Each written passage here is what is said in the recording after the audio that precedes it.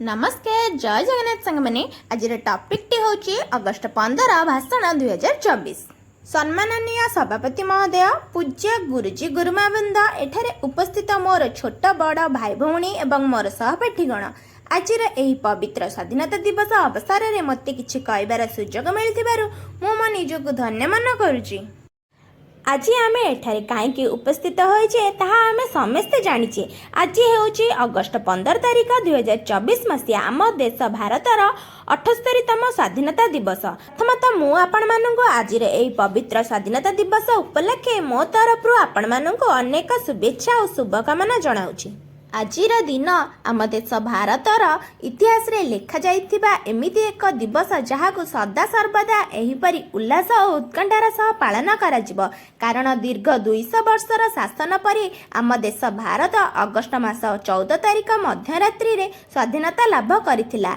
आम देश भारत को स्वाधीन करिबारे और स्वाधीनता संग्रामी मानकर अवदान रहिछि। सेमानक मध्यरु सुभाष चंद्र बोस, महात्मा गांधी, सरदार वल्लभ भाई पटेल, रानी लक्ष्मीबाई, बाजीराउत अनेक वीर पुत्र मानकर अवदान रहिछि।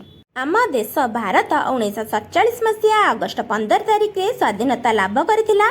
सेही दिन ठारू प्रत्येक भारतीयवासी एही दिन जातीय पताका उत्तोलन करी जातीय संगीत जनगण मन गान करिथांती। आम देशर वीरपुत्र मानकर त्याग और बलिदान को स्मरण करने उद्देश्य रे प्रतिवर्ष अगस्ट 15 तारिख को स्वाधीनता दिवस रूपे पालन करी आसुछु। हेले एबे आमर कर्तव्य आम स्वाधीनता संग्रामी मानकर बलिदान फल मिलिथिबा एही स्वतंत्र देशर सुरक्षा और विकास रे निजको नियोजित करबा, आम प्रिय देश को स्वच्छ सुंदर एवं सुरक्षित रखिबा। आज आमे एही खेणके पण नेबा जे आमे आम देश को सबुबेले भल पाइबा एवं एहार विकास और सुरक्षा प्रति जत्नवान हेबा। एतिकी कही मो वक्तव्य शेष करुची। जय हिंद, जय भारत। आज भिडियोटी आपको केमी लगी मतामत निश्चिंत भाव कमेंट रे जणाइबे। आ भले लगी जदि वीडियो को लाइक करने सहित चैनल को निश्चिंत भाव सब्सक्राइब करनियंतु। आ वीडियोटी को शेष पर्यंत देखिबारु बहुत बहुत धन्यवाद।